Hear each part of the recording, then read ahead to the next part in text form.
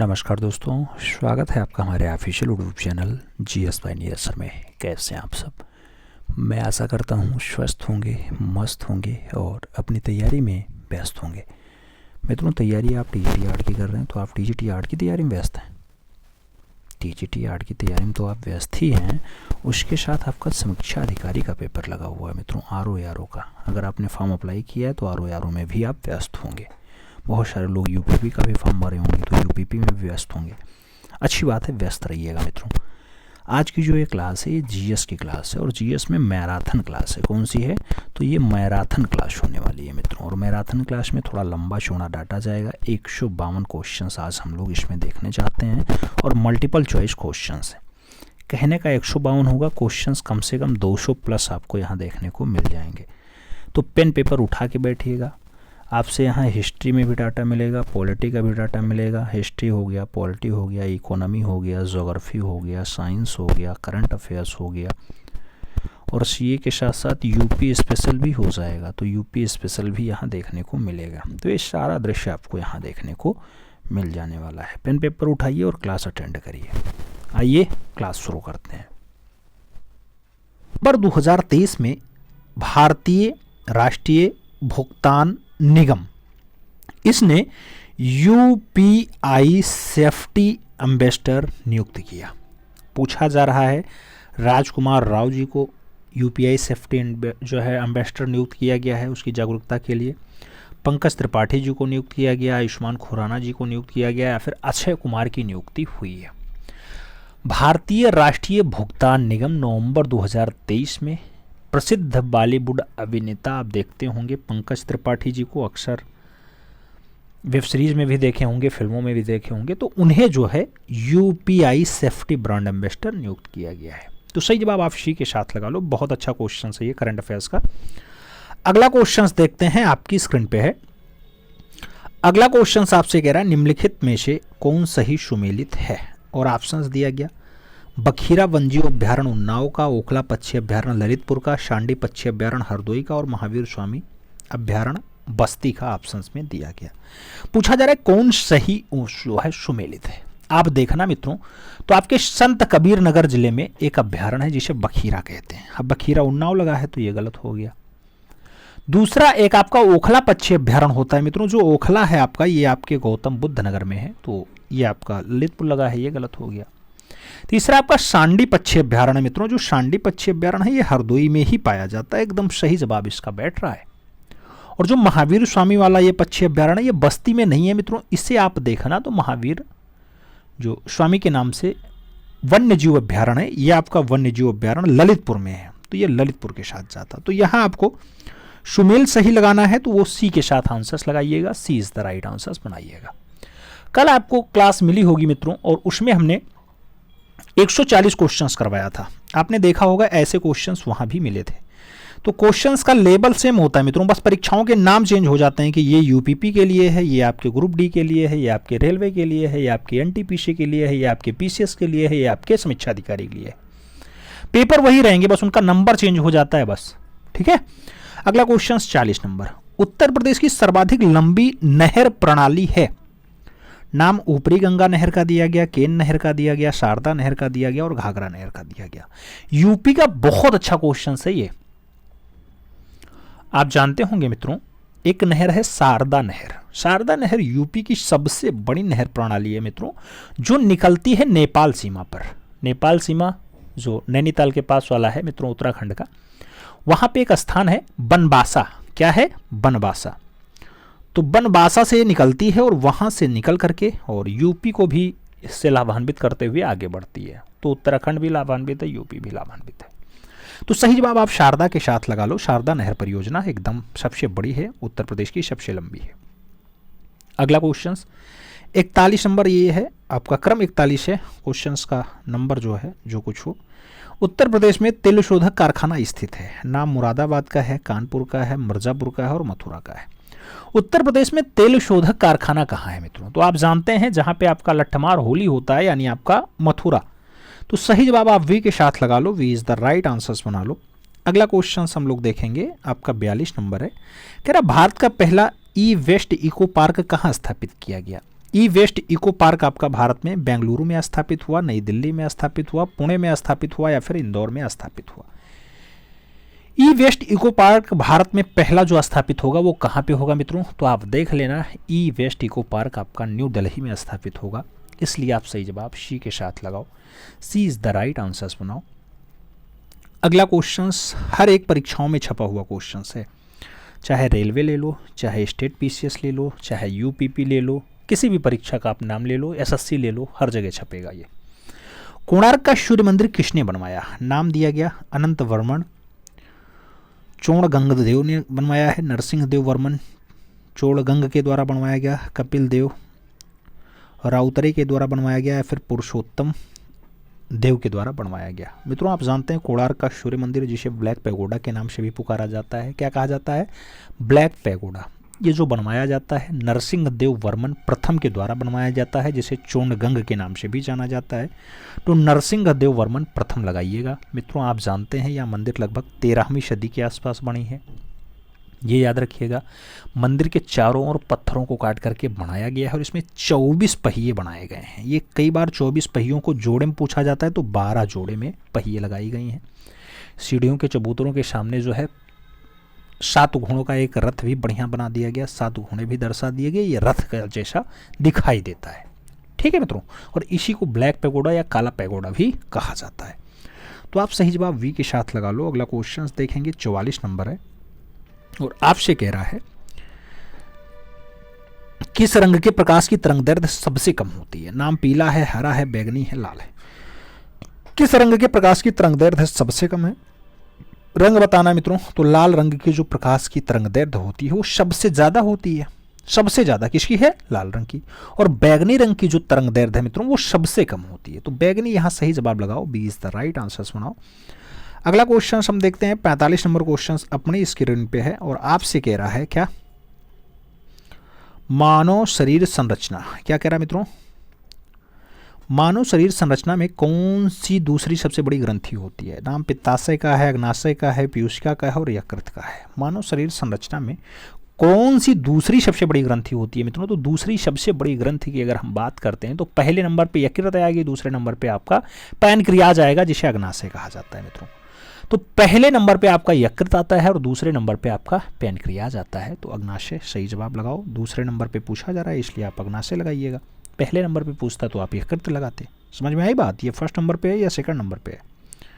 तो ये बात समझ में आनी चाहिए। आंसर सही लगाना मित्रों, क्योंकि एक गोला आपके लिए इंपॉर्टेंट है।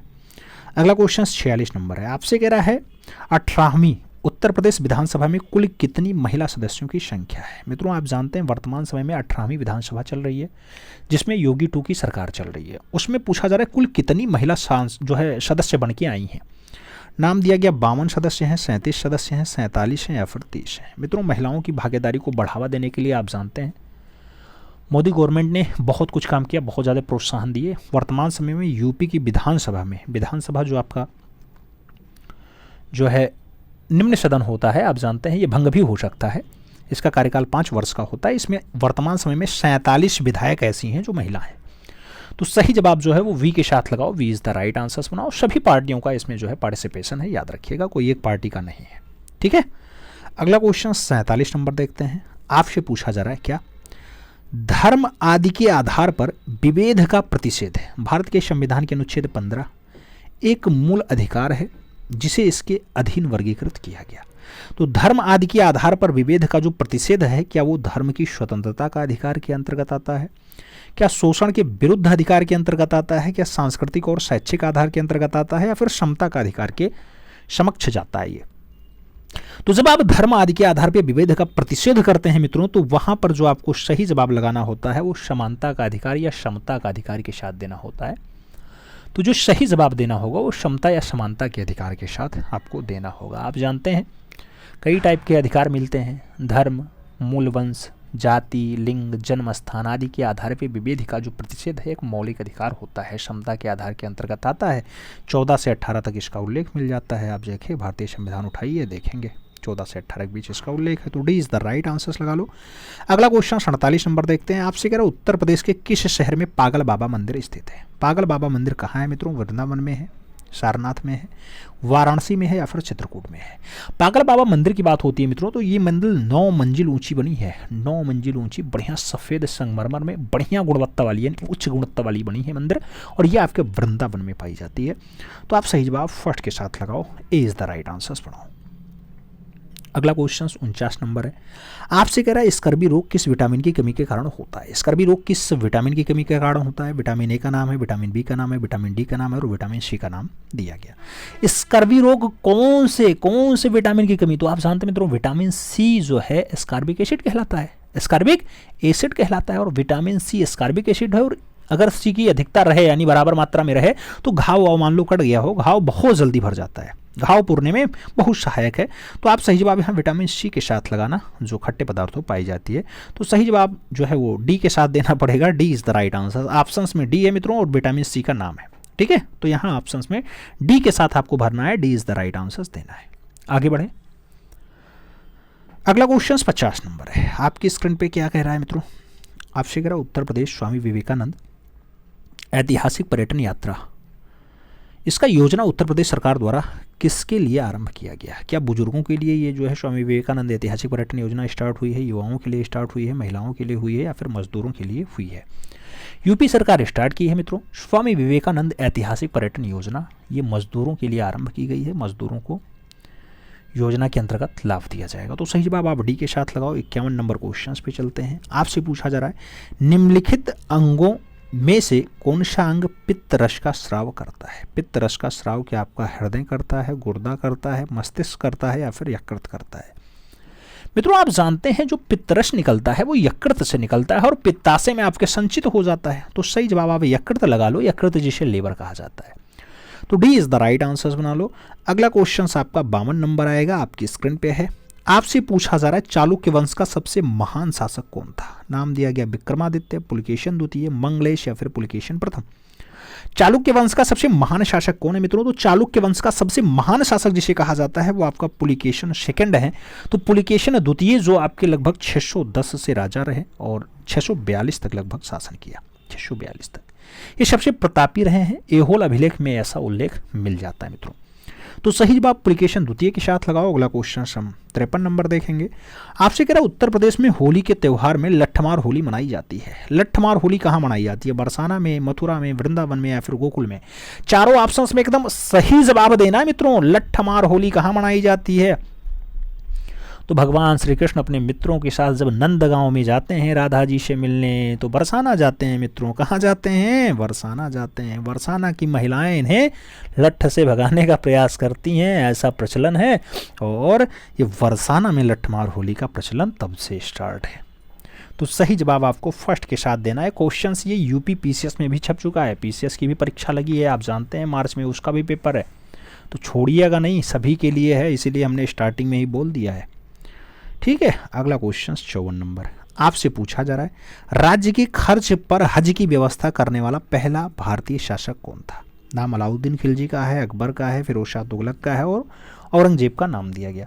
राज्य की खर्च पे हज व्यवस्था जो आज की डेट में भी हज चलता है, वो ऐसे टाइप का हज व्यवस्था किसने स्टार्ट किया था, तो मित्रों उसने दारुल सफ़ा की भी स्थापना की थी। दारुल सफ़ा उसे कहा जाता है जो खैराती अस्पताल होता है, खैरात में अस्पताल चले और वहाँ पे अच्छे अच्छे कुशल हकीम बैठाए जाएं, ठीक है। तो ये जो काम स्टार्ट किया गया हज व्यवस्था वाला वो फिरोज शाह के द्वारा स्टार्ट किया गया। तो फिरोज शाह तुगलक इसके लिए सही जवाब बनेंगे। आप बी के साथ राइट आंसर्स बनाइएगा। अगला क्वेश्चन 55 नंबर है। बांग्लादेश का स्थापना वर्ष हुआ 1971 में, 1973 में, 1972 में, 1970 में। बांग्लादेश मित्रों आप जानते हैं पहले इसे पूर्वी पाकिस्तान कहा जाता था, लेकिन बाद में भारत के अथक प्रयास से 1971 में बांग्लादेश का जन्म हुआ। और सही जवाब फर्स्ट के साथ लगा लो। अगला क्वेश्चन आपका 56 नंबर आएगा, आपकी स्क्रीन पे है। आपसे कह रहा है निम्नलिखित में से कौन सा राष्ट्रीय उद्यान या अभ्यारण्य राजस्थान में नहीं है। ऑप्शंस में रणथंबोर का दिया गया है, जयसमंद वन्यजीव अभ्यारण्य का दिया गया, सरिस्का राष्ट्रीय उद्यान का दिया गया और राजाजी राष्ट्रीय उद्यान का दिया गया।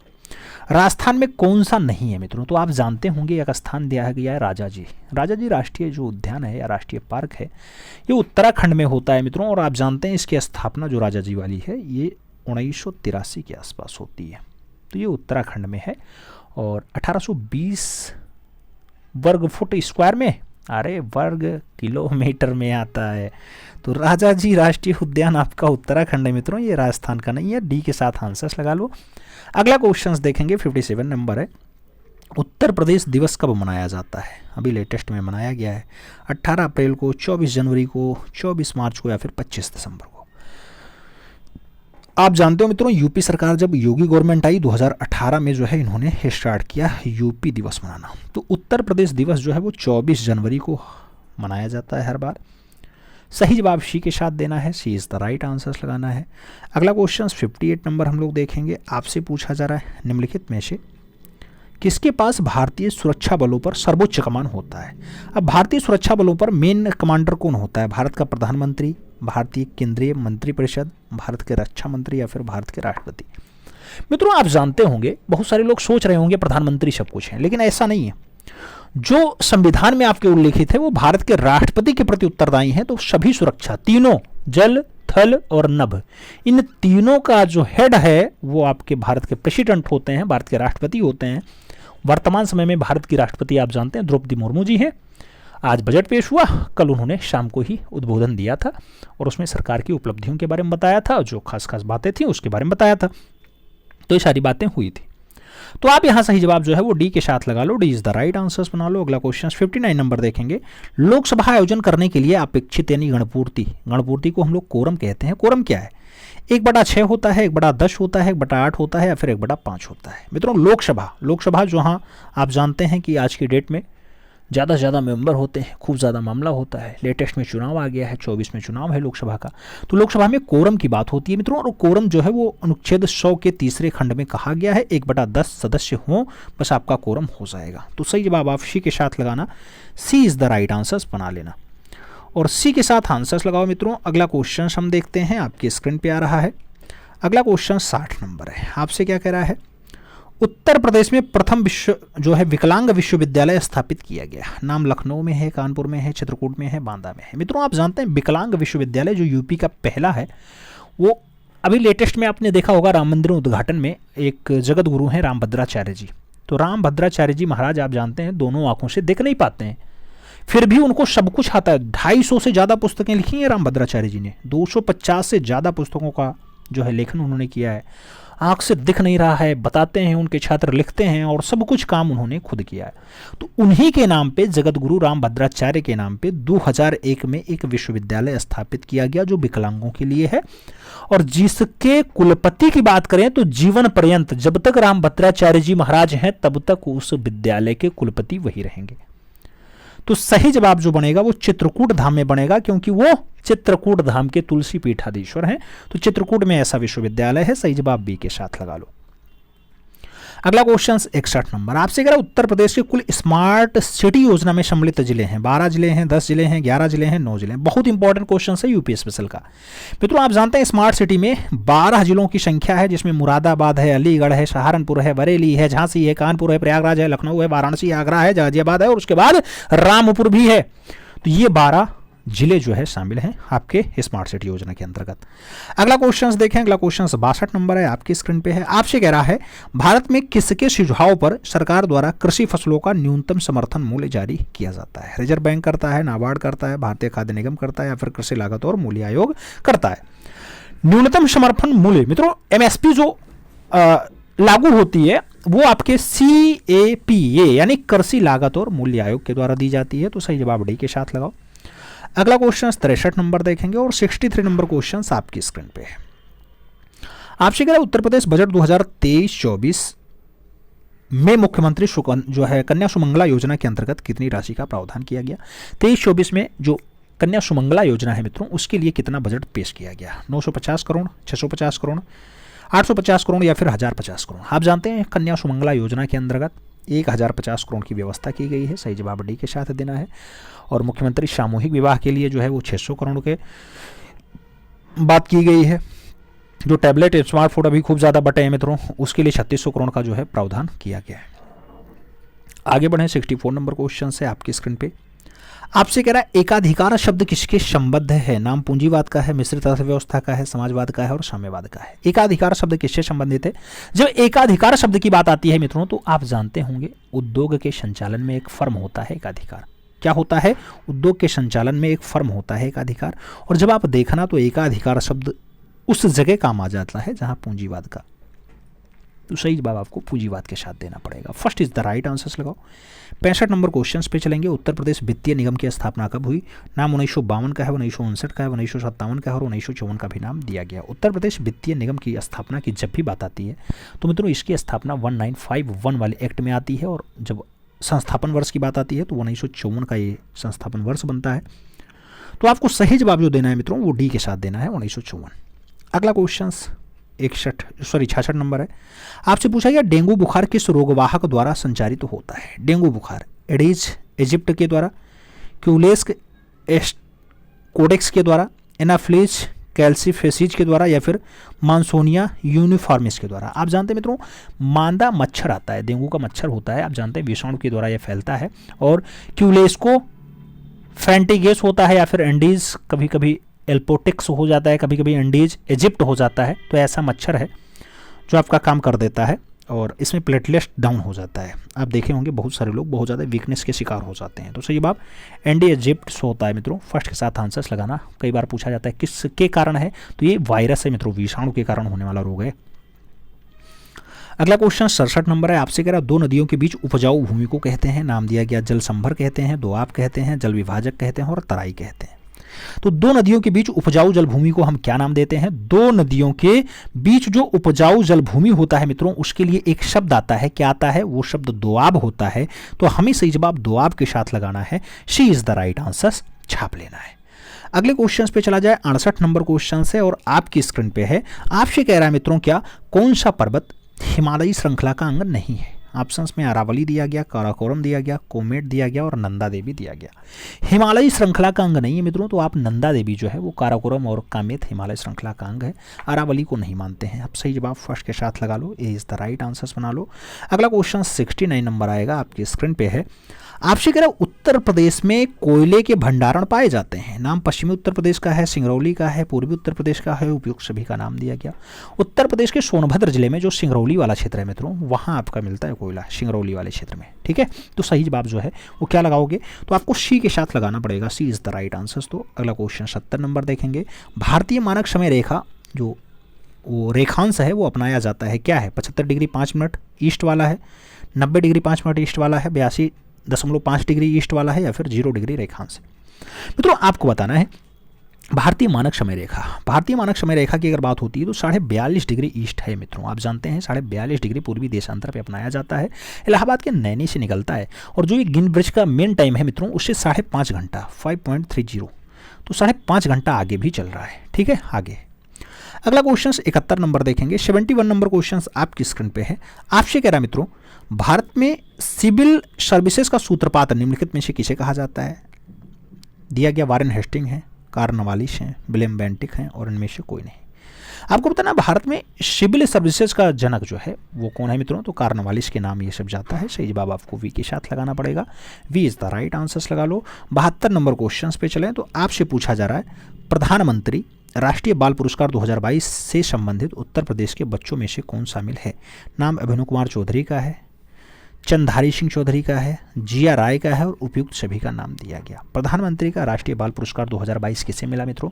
तो प्रधानमंत्री का राष्ट्रीय बाल पुरस्कार जो मिला है उनमें से सभी को मिला है, इसलिए आप सही जवाब डी के साथ लगा लेना।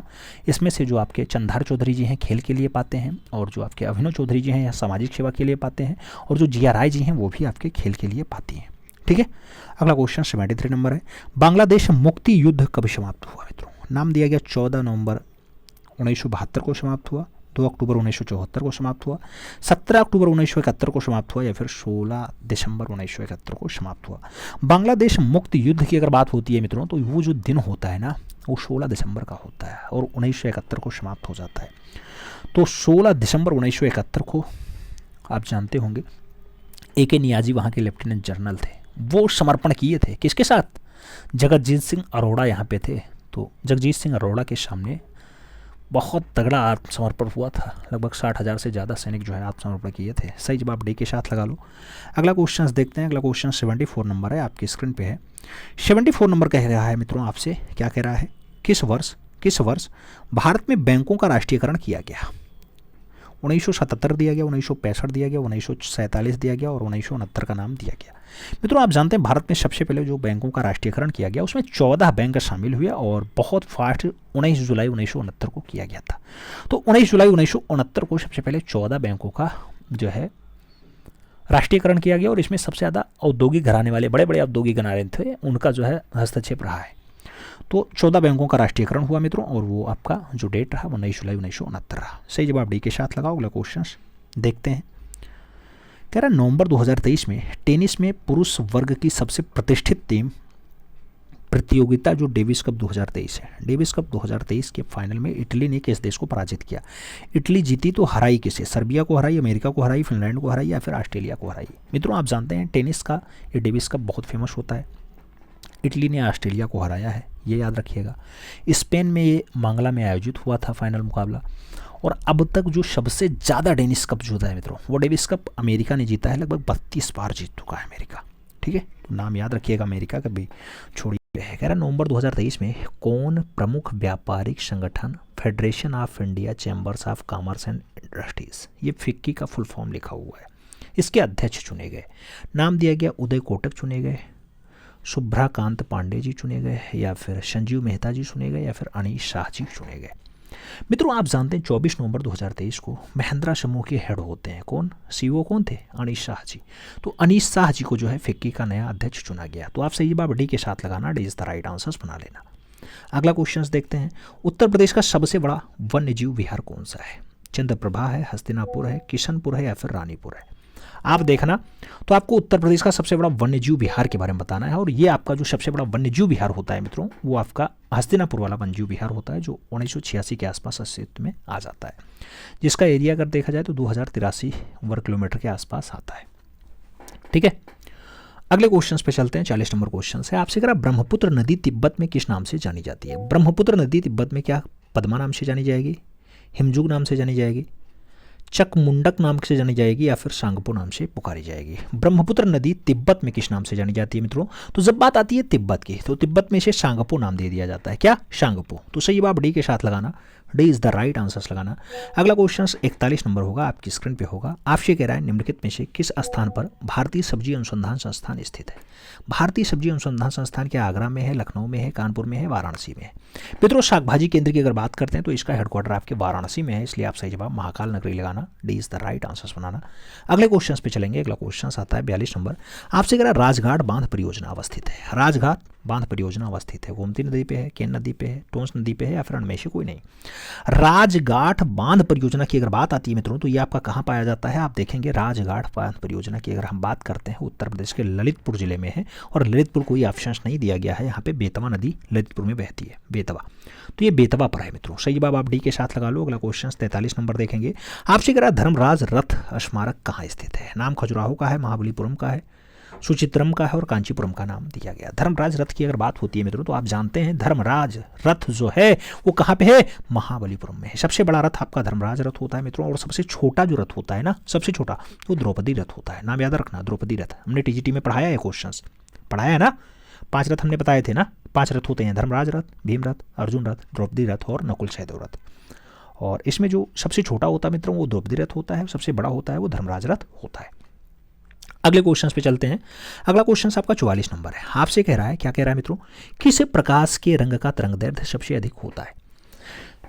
नाम नीला का दिया गया, पीला का दिया गया, हरा का दिया गया, नारंगी का दिया गया। तरंगदैर्घ्य पूछ रहा है मित्रों, आप देखना, आप अगर देखोगे तो तरंगदैर्घ्य की जब भी बात आती है तो तरंगदैर्घ्य के लिए एक ऑप्शन आता है नारंगी। नारंगी का जो तरंगदैर्घ्य है ना वो सबसे ज़्यादा है, नारंगी का जो तरंगदैर्घ्य है वो सबसे ज़्यादा है मित्रों।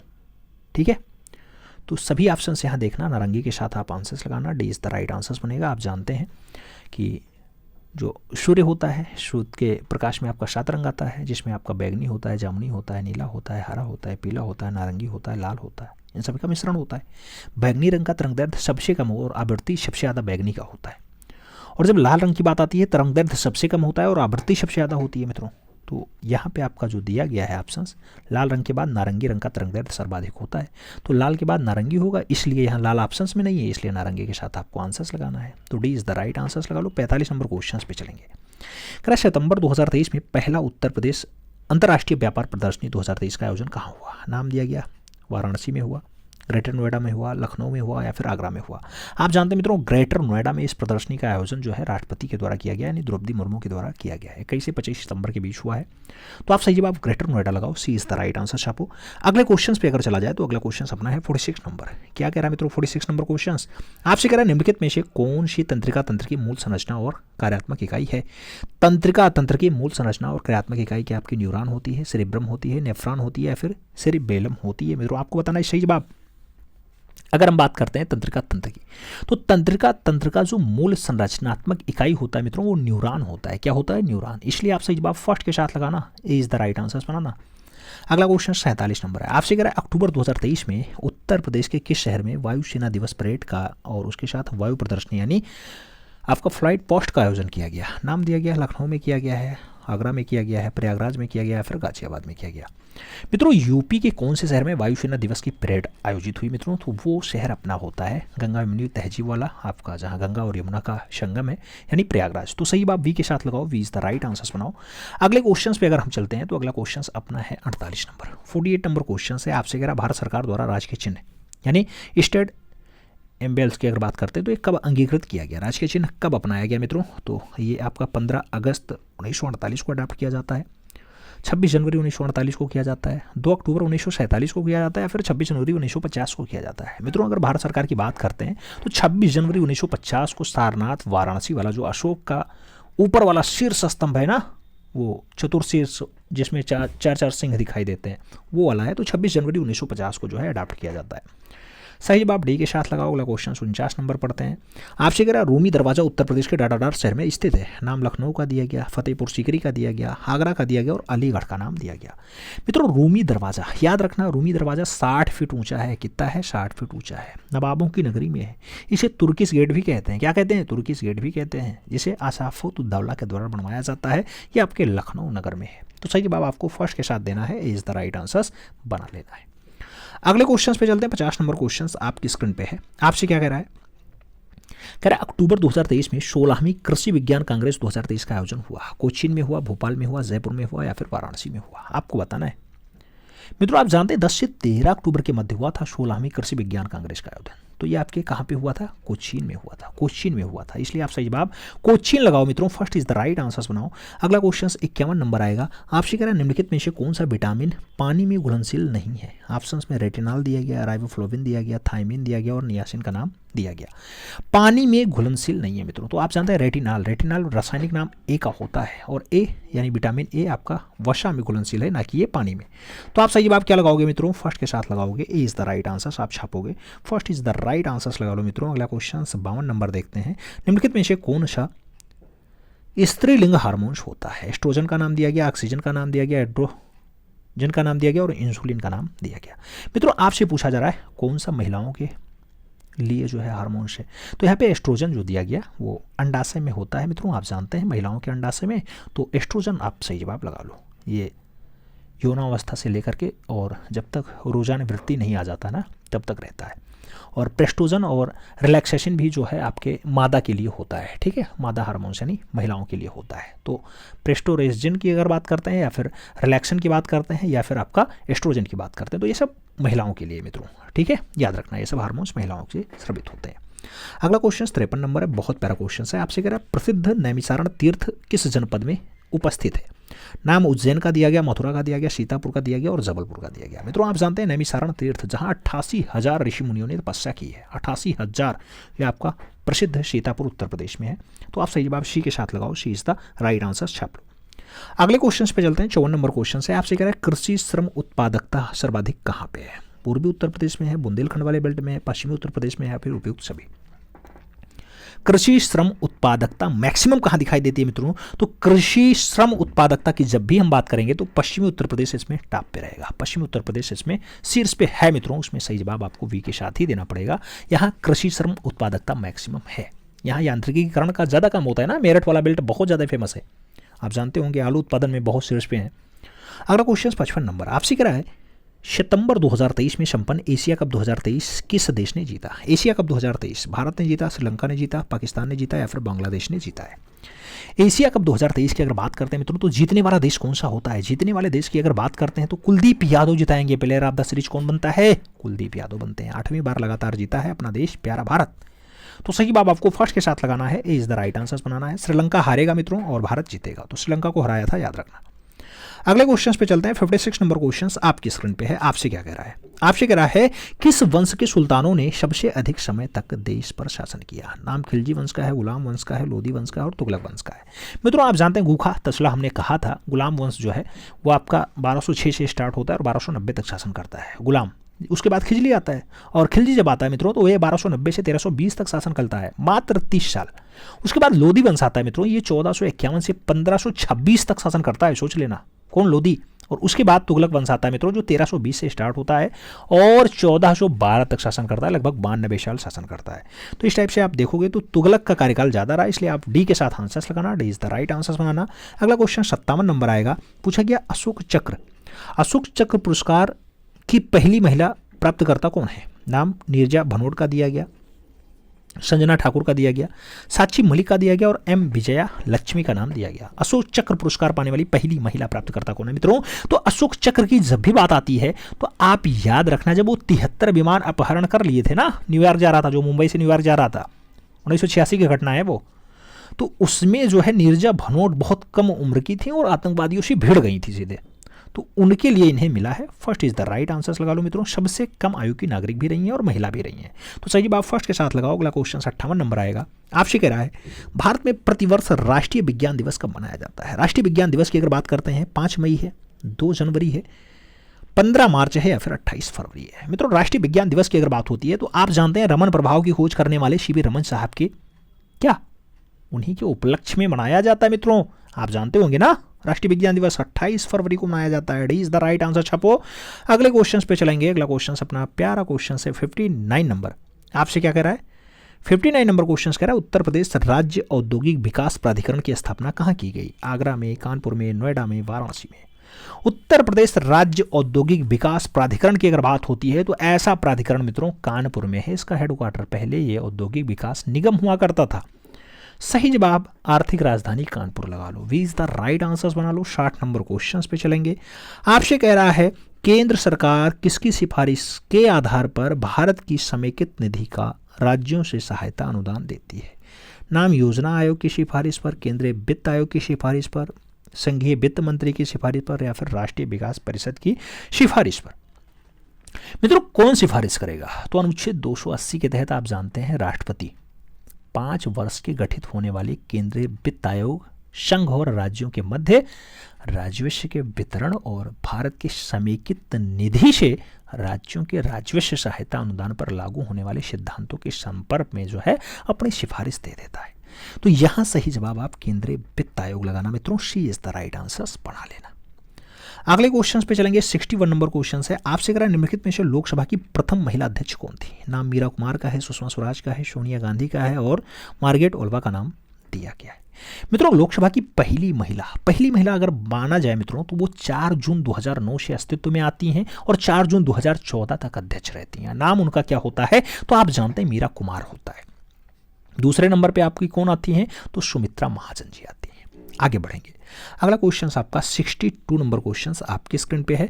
आपसे कह रहा है निम्नलिखित जनजाति समूहों में किसकी संख्या उत्तर प्रदेश में मैक्सिमम है? नाम गोड़ का दिया गया, खरवार का दिया गया, थारू का दिया गया और उनमें से कोई नहीं। मैक्सिमम जनजाति कौन सी मित्रों? आप जानते हैं 2011 की जनगणना के अनुसार अगर देखा जाए तो गोड़ समूह यूपी में सबसे ज्यादा है। गोड़ के बाद खरवार आती है, खरवार के बाद थारू आती है। थारू आप जानते होंगे, थारू भी दीपावली को शोक के रूप में मनाती है। तो सही जवाब फर्स्ट के साथ लगा लो। अगले क्वेश्चन पे चलेंगे। 63 नंबर क्वेश्चन है। आपसे कह रहा दुधवा राष्ट्रीय उद्यान किस जनपद में स्थित है? नाम पीलीभीत का है, ललितपुर का है, लखीमपुर का है और बहराइच का नाम दिया गया। दुधवा राष्ट्रीय उद्यान की अगर बात आती है मित्रों तो ये लखीमपुर खीरी जनपद में पाया जाता है और प्रोजेक्ट टाइगर रिजर्व के नाम से भी ये फेमस हो गया। तो प्रोजेक्ट टाइगर रिजर्व का भी ये हिस्सा है। सही जवाब आप बी के साथ लगाओ। अगले क्वेश्चन पे चलते हैं। 64 नंबर क्वेश्चन आपकी स्क्रीन पे है। आपसे कह रहा है न्यूनतम समर्थन मूल्य द्वारा अनुशासित है। Fill in the blanks type का क्वेश्चन है। किसान कल्याण सोसाइटी की बात हो रही है, भारतीय खाद्य सुरक्षा और मानक प्राधिकरण की बात हो रही है, कृषि लागत और मूल्य आयोग की बात हो रही है और माप और तौल आयोग की बात हो रही है। न्यूनतम समर्थन मूल्य की अगर बात करते हैं तो न्यूनतम समर्थन मूल्य कृषि लागत और मूल्य आयोग द्वारा अनुशासित होता है। तो कृषि लागत और मूल्य आयोग सही जवाब लगाओ। आप सी के साथ आंसर्स बनाओ। अगले क्वेश्चंस पे हम चलेंगे। अगला क्वेश्चंस अपनी स्क्रीन पे है। आपसे क्या कह रहा है? 65 नंबर क्वेश्चन है। आपसे कह रहा है मित्रों, जब किसी वस्तु का केवल एक विक्रेता और एक क्या होता है, क्रेता होता है, तो वह डाटाडाट स्थिति कहलाती है। जन एकाधिकार कहलाती है, विशेष विक्रेता एकाधिकार कहलाती है, द्विपक्षीय एकाधिकार कहलाती है, क्रय का एकाधिकार कहलाती है। आपको बताना है मित्रों, जब किसी वस्तु का केवल एक क्रेता एक विक्रेता हो तो वह द्विपक्षीय एकाधिकार कहलाता है। द्विपक्षीय एकाधिकार कहलाता है। तो आप सही जवाब जो है वो वी के साथ लगाना। We is the right answers बनाना। 66 नंबर क्वेश्चन पे चलेंगे। कह रहा है घातक मलेरिया फैलाने वाले मच्छर परजीवी होते हैं। प्लाज्मोडियम मलेरियाई होते हैं, प्लाज्मोडियम नोसेली होते हैं, प्लाज्मोडियम पैल्सीपेरम होते हैं, फिर प्लाज्मोडियम ओवेल होते हैं। आपको बताना है मलेरिया फैलाने वाले जो घातक मच्छर होते हैं वो प्लाज्मोडियम वंश के होते हैं मित्रों। प्रोजोडेवा परजीवी होते हैं, आप जानते होंगे। और ये प्लाज्मोडियम परजीवी मलेरिया के द्वारा मनुष्य को प्रभावित कर देते हैं। तो प्लाज्मोडियम फैल्सीपेरम और प्लाज्मोडियम वाइवैक्सम को माना जाता है। तो प्लाज्मोडियम फैक्सीपेरम लगाओ मित्रों। सही जवाब वी के साथ बनाओ। B is the right answer छपेगा। अगला क्वेश्चन 67 नंबर है। आपसे कह रहा निम्नलिखित में से कौन सा राज्य नर्मदा नदी घाटी का हिस्सा नहीं है? दिया गया मध्य प्रदेश नहीं है, गुजरात नहीं है, राजस्थान नहीं है या फिर महाराष्ट्र नहीं है। नर्मदा नदी घाटी का हिस्सा कौन नहीं है? तो आप जानते हैं नर्मदा नदी का जो विस्तार है उसमें महाराष्ट्र आता है, गुजरात आता है। राजस्थान द्रोणी में विस्तार नहीं हुआ है, तो आप राजस्थान लगा लो मित्रों। V is the right answers बना लो। अगला क्वेश्चन देखेंगे। 68 नंबर क्वेश्चन आपकी स्क्रीन पे है। आपसे कह रहा है क्या हिमालय की सबसे पूर्वी चोटी कौन सी है? नाम दिया गया नामचा बारवा है, कंचनजंगा है, अन्नपूर्णा है या फिर माउंट एवरेस्ट है। हिमालय की सबसे पूर्वी चोटी कौन सी है? तो हिमालय की सबसे पूर्वी चोटी जो है नामचा बारवा है मित्रों, जो अरुणाचल और तिब्बत के मध्य है। कौन सी है? नामचा बारवा। नामचा बारवा का ऊंचाई क्या है? आप सही बताना। तो 77-56 मीटर है। 77-56 मीटर मित्रों, याद रखना 77-56 मीटर। ठीक है, सही जवाब फर्स्ट के साथ लगाओ। अगले क्वेश्चन पे चलेंगे। 69 नंबर क्वेश्चन है। विश्व पर्यावरण दिवस कब मनाया जाता है? नाम 5 जून का है, 3 जून का है, 8 जून का है, 22 जून का है। विश्व पर्यावरण दिवस की अगर बात करते हैं 5 जून को मनाया जाता है मित्रों। आप जानते हैं वन का है, ओनली वन अर्थ 2022 का ये थीम रहा मित्रों। 5 जून सही जवाब लगाओ। First is the right answer बनाओ। 70 नंबर क्वेश्चन पे चलते हैं। कह रहा कुल क्षेत्रफल के संदर्भ में विश्व के सबसे बड़े देश में भारत किस स्थान पे है? 7वें पायदान पे है, 5वें पायदान पे है, 6वें पायदान पे है, फिर 4थे पायदान पे है। विश्व के सबसे बड़े देशों में भारत किस स्थान पे आता है मित्रों? तो भारत की अगर बात करते हैं तो 7वें पायदान पे है। क्षेत्रफल के संदर्भ में विश्व के 7वें स्थान पे है और जनसंख्या के लिए दूसरे नंबर पे आ जाता है। तो सही बात फर्स्ट के साथ लगाओ। अगला क्वेश्चन देखते हैं। 71 नंबर क्वेश्चन आपके स्क्रीन पे है। आपसे कह रहा है बुनियादी शिक्षा का विचार पहले किसने प्रस्तुत किया था? नाम जवाहरलाल नेहरू का है, महात्मा गांधी का है, राजा राम मोहन राय का है और दयानंद सरस्वती का नाम भी दिया गया। आपसे पूछा जा रहा है मित्रों, बुनियादी शिक्षा का विचार सबसे पहले किसने प्रस्तुत किया? तो बुनियादी शिक्षा के विस्तार की जब भी बात आती है महात्मा गांधी ने अपने वर्धा योजना में जो है स्टार्ट किया था। तो सही बात बुनियादी शिक्षा के लिए आपको महात्मा गांधी लगाना पड़ेगा। सी इज द राइट आंसर बनाना पड़ेगा मित्रों। और इस गठन समिति का अध्यक्ष जो बनाया जाता है वो जाकिर हुसैन साहब को बनाया जाता है, याद रखना। आगे बढ़ेंगे। अगला क्वेश्चन 72 नंबर है। आपसे अगर 1857 की विद्रोह निम्नलिखित स्थानों में हुआ, उनका सही क्रम बताओ। पहले झांसी हुआ कि दिल्ली हुआ, मेरठ हुआ या फिर बैरकपुर हुआ? मित्रों आप देखना 57 का विद्रोह जो होता है वो सबसे पहले जो होता है वो 29 मार्च 1857 को बैरकपुर में होता है। तो पहले नंबर पे आपको बैरकपुर लगाना पड़ेगा। दूसरे नंबर पे अगर बात करते हैं तो 10 मई 1857 को मेरठ में विद्रोह हो जाता है। तो 10 मई 1857 को मेरठ में हो जाता है। 2 नंबर पे आपको मेरठ ले आना है। फिर आगे बढ़ोगे तो 12 मई 1857 को मेरठ के विद्रोह जो है सैनिक वाले वो दिल्ली पर जाके कब्जा कर लेते हैं। तो वो दिल्ली पहुंच जाते हैं, यानी तीसरे नंबर पे दिल्ली। और लास्ट में जो है वो जून 1857 में झांसी पर विद्रोह कर लेते हैं। तो झांसी सबसे लास्ट में होगा मित्रों। आप सही जवाब क्या लगाओगे? यहाँ पर सही जवाब जो है वो झांसी आप सबसे लास्ट में लगाना मित्रों। तो एक सबसे लास्ट में एक ऑप्शन में है और 4 से स्टार्ट हो रहा है, तो 4 से ये स्टार्ट नहीं हो रहा है, इसलिए आप सही जवाब डी के साथ लगा लो। D is the right answer बना लो। अगले क्वेश्चन पे चलते हैं। अगला क्वेश्चन आपका 73 नंबर है मित्रों। बहुत प्यारा क्वेश्चन है। आपसे कह रहा है, क्या कह रहा है? बनारस हिंदू विश्वविद्यालय के संस्थापक निम्नलिखित में से कौन से थे? नाम दिया गया पुरुषोत्तम दास टंडन जी थे, मदन मोहन मालवीय जी थे, एस राधाकृष्णन जी थे या फिर स्वामी विवेकानंद जी रहे। आप जानते हैं मित्रों कि चंदों के पैसे से मदन मोहन मालवीय ने 1916 में, कब, 1916 में बीएचयू की स्थापना कर दी थी। सोचो, बीएचयू इतना बड़ा विश्वविद्यालय है आज की डेट में, और जहां के पहले जो कुलपति बनाए गए थे सुंदरलाल जी को बनाया गया था, सुंदरलाल जी, और चंदे के पैसे से इकट्ठा किया था, ना कि मदन मोहन मालवीय जी के पास इतना पैसा था। सोचो, चंदे के बल पे जैसे आज राम मंदिर बन गया ना, ऐसे चंदे के बल पे ही उस टाइम बीएचयू बना था। तो जब क्या कहा जाता है, जब ठान लिया तो ठान लिया, अगर ठान लिया उन्होंने तो फिर हुआ ऐसा। अगला क्वेश्चन देखते हैं, 74 नंबर क्वेश्चन आपकी स्क्रीन पे है। आपसे कह रहा मित्रों, क्या नाबार्ड पर विस्तृत रूप से क्या है? नाबार्ड का विस्तार रूप आपको बताना है। नाबार्ड की अगर बात करते हैं, national bank for agriculture and rural development, यानी राष्ट्रीय कृषि और ग्रामीण विकास बैंक। तो राष्ट्रीय कृषि और ग्रामीण विकास बैंक यानी नेशनल एग्रीकल्चर नहीं, अरे नेशनल बैंक फॉर एग्रीकल्चर यार, national bank for agriculture and rural development सही जवाब बनेगा। बी के साथ आपको राइट आंसर लगाना पड़ेगा। अगले क्वेश्चन पे चलेंगे। हाँ, इसकी स्थापना पूछ सकता है मित्रों, आपको स्थापना पूछ सकता है, तो 12 जुलाई याद रखना। क्या 12 JULY 1882 का सन पूछा जाए, सॉरी 1982 का सन याद रखना, ठीक है। रोमन समिति की सिफारिश पर इसे जो है एस्टेब्लिश किया गया था। इसका हेडक्वार्टर आपके मुंबई में है, हेडक्वार्टर मुंबई याद रखिएगा, महाराष्ट्र। आगे बढ़े, लास्ट क्वेश्चन है इसका। आपसे कह रहा है, क्या कह रहा है, निम्नलिखित में से किस ग्रह में सर्वाधिक उपग्रह हैं? नाम बृहस्पति का है, वरुण का है, अरुण का है और शनि का है। आपसे पूछा गया सबसे ज्यादा उपग्रह कहाँ दिखाई देते हैं? वर्तमान समय में शनि के पास मैक्सिमम उपग्रह हैं। आप देखना तो शनि के पास संख्या थोड़ी ज्यादा हो गई है।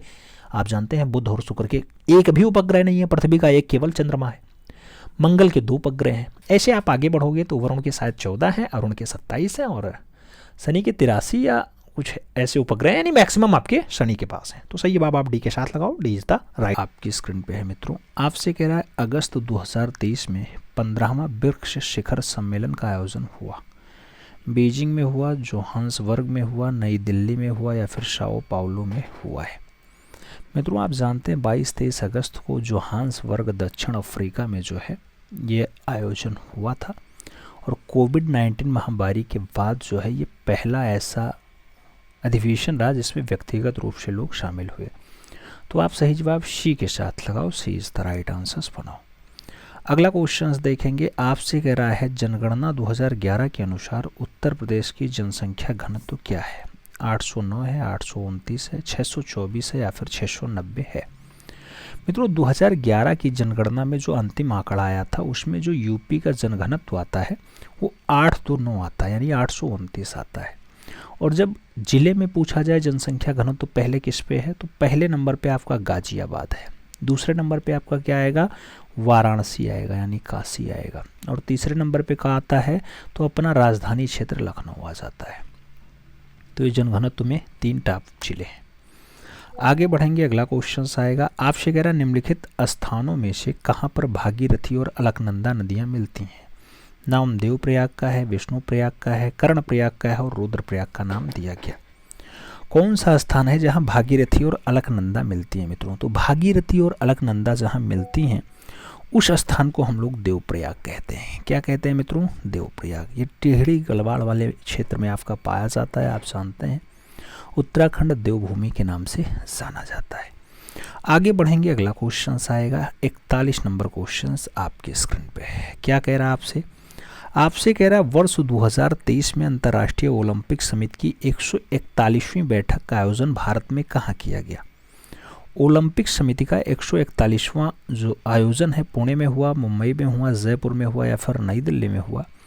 तो आप देखना मित्रों, तो इसका जो आयोजन होगा वो जियो वर्ल्ड सेंटर में होगा और वो आपके मुंबई में होगा। तो आप सही जवाब मुंबई के साथ लगाना मित्रों, सही जवाब मुंबई के साथ बढ़ाना। आगे बढ़ेंगे, अगला क्वेश्चन आता है। आपसे कह रहा है, उत्तर प्रदेश का प्रमुख वाणिज्यिक फसल क्या है? नाम जूट का है, कपास का है, गन्ना का है, चाय का है। वाणिज्यिक फसल मित्रों नकदी फसल को हम लोग कहते हैं, और नकदी में गन्ना जो है यूपी का प्रमुख वाणिज्यिक फसल बताया जाता है। गन्ना आप जानते हैं उत्तर प्रदेश में मैक्सिमम जिलों में गन्ने का उत्पादन होता है। तो सही जवाब आप बी के साथ लगा लो। अगला क्वेश्चन 43 नंबर देखेंगे, आपसे कह रहा है उत्तर प्रदेश में केंद्रीय आलू अनुसंधान संस्थान परिसर किस जिले में स्थित है। नाम फर्रुखाबाद का है, कानपुर का है, मेरठ का है और प्रयागराज का नाम दिया गया। उत्तर प्रदेश में आलू अनुसंधान संस्थान, मित्रों अगर केंद्रीय आलू अनुसंधान संस्थान की बात करेंगे तो वो हिमाचल प्रदेश जाता है, जबकि अगर यूपी में आलू अनुसंधान संस्थान की आप बात करेंगे तो मोदीपुरम एक बेल्ट है, मोदीपुरम मेरठ में पड़ता है, तो इसी मोदीपुरम में है, मोदीपुरम में है मित्रों। तो सही जवाब आप बी के साथ लगा लो। अगला क्वेश्चन देखेंगे, आपका 44 नंबर होगा, आपकी स्क्रीन पे होगा। आपसे क्या कह रहा है, किस राजवंश के दौरान महाबलीपुरम मंदिर का निर्माण किया गया था। आपको नाम दिया गया मित्रों, और नाम में कह रहा है गुप्त शासक का नाम है, चोल वंश का नाम है, पल्लव वंश का नाम है और चालुक्य वंश का नाम दिया गया।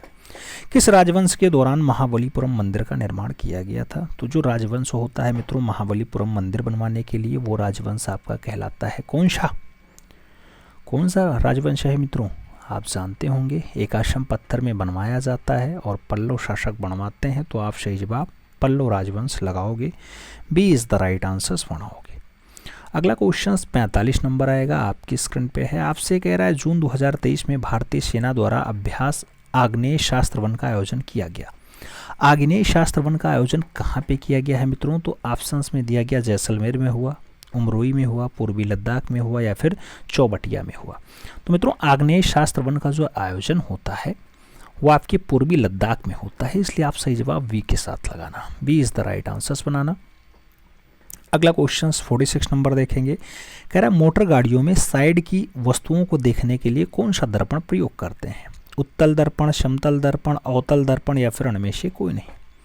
तो मोटर गाड़ियों में साइड की वस्तु को हमें अगर देखना है मित्रों तो उत्तल दर्पण का प्रयोग करेंगे। कई बार क्वेश्चंस में दृश्यावलोकन के लिए पूछा जाता है, तो ये उत्तल दर्पण ही लगाना। आगे बढ़ेंगे, अगला क्वेश्चन आएगा 47 नंबर क्वेश्चन आपके स्क्रीन पे है। आपसे कह रहा है हमारे शरीर में कुल पोषक तत्वों तथा खनिजों का 90% शरीर के किस भाग में सर्वाधिक रूप से शोषण किया जाता है। नाम दिया गया गुर्दा में 90% भाग चला जाता है, पेट में शोध हो जाता है, बड़ी आंत में होता है या फिर छोटी आंत में होता है। मित्रों हमारे शरीर का जो लगभग 90% भाग है वो कहाँ चला जाता है, तो जो 6 मीटर लंबी है, 6 मीटर लंबी क्या है मित्रों, आप देखेंगे तो 6 मीटर लंबी छोटी आंत है और उसमें जो है सबसे ज़्यादा काम होता है। तो आप सही जवाब डी के साथ लगा लो। अगला क्वेश्चन 47 नंबर देखेंगे, कह रहा है नवंबर 2023 में 11वां अंतर्राष्ट्रीय पर्यटन मीट 2023 का आयोजन हुआ। पर्यटन मीट का नई दिल्ली में आयोजन हुआ, गुवाहाटी में हुआ, जयपुर में हुआ या फिर शिलांग में हुआ। 11वां अंतर्राष्ट्रीय पर्यटन मीट का जो मित्रों आपका आयोजन होता है वो आपका शिलांग मेघालय में होता है। तो आप सही जवाब शिलांग मेघालय लगाओ, D is the right answers बनाओ। अगला क्वेश्चन हम लोग 49 नंबर देखेंगे जो आपकी स्क्रीन पे है। आपसे कह रहा भारतीय संविधान कैसा है, कठोर है, ना कठोर है, ना लचीला है या फिर अंशतः कठोर और अंशतः लचीला है। भारतीय संविधान की अगर बात करते हैं तो कठोर और नम्य का मिश्रण होता है मित्रों, कठोर और नम्य का मिश्रण होता है। तो ये अंशतः कठोर भी है और अंशतः लचीला भी है, ये शब्द आपका सही जवाब बनेगा। तो D is the right answers लगा लो मित्रों। आगे बढ़ेंगे 50 नंबर क्वेश्चन से, कह रहा है प्रसिद्ध बांके बिहारी मंदिर उत्तर प्रदेश के किस शहर में है। नाम सारनाथ का है, वृंदावन का है, वाराणसी का है और आगरा का नाम दिया गया। बांके बिहारी मंदिर की अगर बात होती है तो मथुरा जिले में वृंदावन में पाया जाता है मित्रों। आप सही जवाब शी के साथ लगाओगे, she is the right answers बनाओगे। अगला क्वेश्चन 51 नंबर देखेंगे। आपसे कह रहा है अंतर्राष्ट्रीय मातृभाषा दिवस कब मनाया जाता है। नाम 21 फरवरी का है, 25 फरवरी का है, 24 फरवरी का है और 1 मार्च का दिया गया। अंतर्राष्ट्रीय मातृभाषा दिवस की अगर बात आती है तो प्रति वर्ष 21 फरवरी को मनाया जाता है। 21 फरवरी सही जवाब बनेगा, फर्स्ट के साथ राइट आंसर्स बनेगा। अगला क्वेश्चन 52 नंबर आएगा। आपसे पूछ रहा है विटामिन B3 यानी नियासिन, नियासिन की कमी से कौन सा रोग होता है। नाम रिकेटस का दिया गया, रतौंधी का दिया गया, बेरी का दिया गया और पेलाग्रा का नाम दिया गया। विटामिन B3 की कमी से कौन सा रोग होता है मित्रों, तो विटामिन B3 की कमी से पेलाग्रा यानी चर्मग्राह रोग होता है। तो आप सही जवाब जो है वो डी के साथ लगा लेना। B1 से बेरी होता है और विटामिन A की कमी से रतौंधी हो जाता है मित्रों, जानते रहिएगा। अगला क्वेश्चन अपना 53 नंबर है। कह रहा है उत्तर प्रदेश में जवाहर तालामंडर यानी प्लेनेटोरियम अवस्थित है। ये जवाहर तारामंडल आपके लखनऊ में है, रामपुर में है, वाराणसी में है, प्रयागराज में है। मित्रों जवाहर तारामंडल की अगर बात करते हैं तो ये प्रयागराज में है। आप सही जवाब प्रयागराज लगाना, D is the right answers बनाना। अगले क्वेश्चन पे हम चलेंगे। तो हमारा अगला क्वेश्चन है 54 नंबर। 54 नंबर क्वेश्चन आपसे क्या कह रहा है, एक ग्रंथि जिसमें अंतःस्रावी और बाह्यस्रावी दोनों कार्य होते हैं। नाम दिया गया पीयूष ग्रंथि है, अग्नाशय है, थायराइड है या फिर अधिवृक्क है। तो मित्रों जिसमें दोनों काम होता है, अंतःग्रावी और बाह्यस्रावी दोनों काम एक साथ हो जाता है, उस ग्रंथि का नाम हम लोग अग्नाशय कहते हैं, जिसे लोग पैनक्रियाज भी कहते हैं। इसे मिश्रित ग्रंथि भी कहा जाता है। आगे बढ़ेंगे, अगला क्वेश्चन आएगा 55 नंबर क्वेश्चन आपकी स्क्रीन पे है। आपसे कह रहा है प्रसिद्ध विरूपाक्ष मंदिर कहाँ अवस्थित है। नाम भद्रचलम का है, हम्पी का है, चिदम्बरम का है और श्रीकालाहस्ती का नाम दे दिया गया। विरूपाक्ष मंदिर की अगर बात आती है मित्रों तो कर्नाटका राज्य में हम्पी स्थान है, वहाँ पर आपका विरूपाक्ष मंदिर है और विरूपाक्ष मंदिर भगवान शिव को समर्पित है। आप सही जवाब शी के साथ लगा लो। अगला क्वेश्चन हम 56 नंबर देखते हैं। आपसे कह रहा है कृषि को समुन्नत करने के लिए नहर खुदवाने के संदर्भ में 14वीं सदी या 14वीं शताब्दी में निम्नलिखित में से पहला शासक होने का श्रेय किसे दिया गया। बलबन ने नहर खुदवाया, गयासुद्दीन तुगलक ने करवाया, इल्तुतमिश ने खुदवाया या फिर रजिया बेगम ने सबसे पहले कृषि को बढ़ावा देने के लिए नहर खुदवाया। मित्रों नहर खुदवाने की अगर बात आती है तो तुगलक वंश की स्थापना गयासुद्दीन तुगलक करता है और उसी में एक राजा होता है गयासुद्दीन तुगलक, दिल्ली का पहला शासक बनता है और सिंचाई को बढ़िया करने के लिए वो ऐसा काम करता है। तो आप सही जवाब गयासुद्दीन तुगलक लगाओ। अगला क्वेश्चन 57 नंबर पढ़ेंगे। आपसे कह रहा है दिसंबर 2023 में के बिरला फाउंडेशन द्वारा 32वां नहीं 33वां पूछा गया 33वां व्यास सम्मान 2023 किसे देने की घोषणा की गई। नाम पुष्पा भारती का है, असगर वहाजत का है, ज्ञान चतुर्वेदी का है और प्रोफेसर शरद पगारे का भी नाम दे दिया गया है। के बिरला फाउंडेशन 33वां व्यास सम्मान किसे दे रहा है मित्रों तो 33 वाले की अगर बात आती है तो आप याद रखना हिंदी की लेखिका है, नाम पुष्पा भारती होता है, इन्हें मिल रहा है। अगर आपसे 32वां पूछे मित्रों तो ज्ञान चतुर्वेदी का नाम आप 32वां के लिए याद रखिएगा। ठीक है, पुष्पा भारती का जो यादें हैं वो उसके लिए मिल रहा है, जबकि 32वां जो ज्ञान चतुर्वेदी जी को मिला था वो पागलखाना के लिए मिला था। तो ये सारी बातें याद रखिएगा। अगला क्वेश्चन 58 नंबर आएगा, आपकी स्क्रीन पे है। आपसे कह रहा है निम्नलिखित में से कौन सही सुमेलित नहीं है। नाम दिया गया जालौन उरई का, कुशीनगर कौशाम्बी का, भदोही ज्ञानपुर का, अम्बेडकर नगर अकबरपुर का दिया गया। कौन सा सुमेलित नहीं है मित्रों सभी देखना। तो कुशीनगर का पड़रौना होता है, ना कि कौशाम्बी होता है। तो कुशीनगर का मुख्यालय पड़रौना है, कौशाम्बी नहीं है। जालौन का उरई एकदम सही लगा हुआ है, अम्बेडकर नगर का अकबरपुर लगा है, भदोही का ज्ञानपुर होता ही है। अगला क्वेश्चन 59 नंबर देखेंगे। आपसे पूछ रहा है भारत को प्रथम नोबेल पुरस्कार इस विषय में दिया गया था। नाम साहित्य का है, रसायन विज्ञान का है, औषधि विज्ञान का है और भौतिकी का नाम दिया गया। भारत को पहला नोबेल आप जानते हैं 1913 में मिलता है मित्रों, और 1913 में जो नोबेल पुरस्कार मिलेगा बाबा रविन्द्रनाथ टैगोर को मिलेगा। और वो नोबेल पुरस्कार किस क्षेत्र में होगा तो साहित्य के क्षेत्र में होगा, इसलिए आप सही जवाब फर्स्ट के साथ लगाओ। A is the right answers बना लो मित्रों। अगला क्वेश्चन देखेंगे 60 नंबर क्वेश्चन आपकी स्क्रीन पे है। आपसे कह रहा है राज्यसभा के सदस्य का निर्वाचन कितनी अवधि के लिए होता है। नाम 2 वर्ष है, 5 वर्ष है, 4 वर्ष है, 6 वर्ष है। मित्रों आप जानते हैं राज्यसभा जो कभी ना हो भंग उसे कहा जाता है राज्यसभा। 6 वर्ष का कार्यकाल होता है। प्रत्येक 2 वर्षों में जो है यहाँ पे 1/3 सदस्य जाते रहते हैं, यानी अपनी सेवाएं दे करके हटते रहते हैं। राज्यसभा में मैक्सिमम 250 सदस्य होते हैं, जिसमें से 12 सदस्यों को राष्ट्रपति जी मनोनीत करते हैं और 238 लोग जो है चुन करके आ जाते हैं। ठीक है, बातें समझ में आई। अगला क्वेश्चन 61 नंबर है। आपसे कह रहा है मिनी बिल। मिनी बिल की परिभाषा भारतीय संविधान में किस अनुच्छेद में दिया गया, यानी मनी बिल कहाँ पे है मित्रों। नाम दिया गया अनुच्छेद 33 में है, अनुच्छेद 93 में है, अनुच्छेद 44 में है और फिर अनुच्छेद 110 में है। मनी बिल मतलब धन विधेयक। धन विधेयक आप जानते हैं मित्रों लोकसभा अध्यक्ष निर्णय लेता है तो वो धन विधेयक होता है, और इसका जो उल्लेख है अनुच्छेद 110 में है। तो आप सही जवाब डी के साथ लगा लो। अगला क्वेश्चन देखेंगे 62 नंबर आपकी स्क्रीन पे है। नोएडा उत्तर प्रदेश के किस जिले में अवस्थित है। नाम हापुड़ का है, गाजियाबाद का है, मेरठ का है, गौतम बुद्ध नगर का है। मित्रों आप जानते हैं नोएडा को फुल फॉर्म के रूप में अगर देखा जाए तो new Okhla industrial development authority, इसका जो है संक्षिप्त रूप होता है नोएडा। तो ये आपका जो है गौतम बुद्ध नगर जिले में पाया जाता है, इसलिए आप सही जवाब डी के साथ लगाना। D is the right answers बना लेना। अगला क्वेश्चन 63 नंबर आएगा। आपसे अगर झूम किसे कहते हैं। एक लोक नृत्य है, खेती की पद्धति है, एक नदी घाटी का नाम है या फिर एक जनजाति है। मित्रों झूम खेती होती है, तो ये आप जो है खेती के रूप में लगाओ। She is the right answers बनाओ। ठीक है, अगला क्वेश्चन 64 नंबर देखेंगे। 64 नंबर क्वेश्चन आपकी स्क्रीन पे है। आपसे कह रहा है प्रतिवर्ष प्रसिद्ध सूफी संत हाजी वारिस अली शाह का मज़ार पर मेला लगता है। फतेहपुर सीकरी आगरा में लगेगा, देवा शरीफ बाराबंकी में लगेगा, कालिया सहारनपुर में लगेगा या फिर गढ़ मुक्तेश्वर गाजियाबाद में लगेगा। सूफी संत हाजी वारिस अली शाह के मज़ार पे जो मेला लगता है मित्रों वो आपका कार्तिक माह में लगता है और देवा शरीफ बाराबंकी में लगता है। तो आप सही जवाब सी के साथ लगाओ, सी इज़ द राइट आंसर्स बनाओ। अगला क्वेश्चन 65 नंबर है अपनी स्क्रीन पे। अक्टूबर 2023 में मुख्यमंत्री योगी आदित्यनाथ ने मिशन शक्ति के क्रम में मिशन महिला सारथी का शुभारंभ किया। मिशन महिला सारथी की अगर बात करते हैं, लखनऊ से स्टार्ट किया था, अयोध्या से स्टार्ट किया था, आगरा से स्टार्ट किया या फिर गोरखपुर से स्टार्ट किया।